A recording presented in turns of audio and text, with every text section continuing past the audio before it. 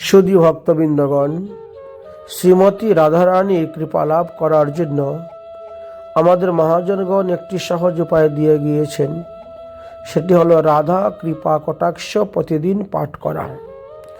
রাধা কৃপা কটাক্ষের মধ্যে অনেকগুলি শ্লোক আছে।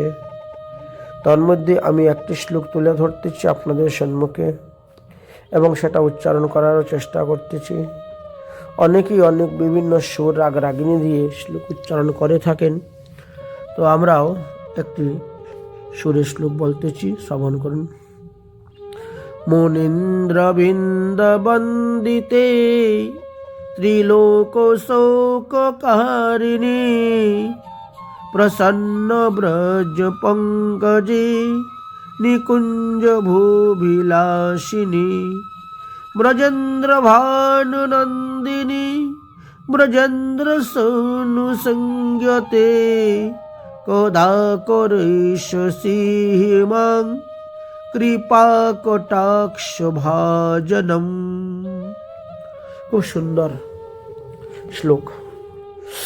এইভাবে রাধা কৃপা কটাক্ষ যদি রাধা কুণ্ডের জলে দাঁড়িয়ে কার্তিক মাসের 1 মাস পাঠ করা যায়, 1 মাসেই লোক রাধারানীর কৃপা লাভ করতে পারেন। অনেকে চাতুর্মাস্যে করে থাকেন।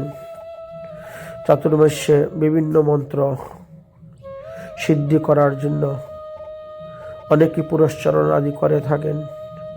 যাই হোক, এই হলো রাধারানীর কৃপা কটাক্ষ শ্লোক আপনাদের সামনে তুলে ধরলাম।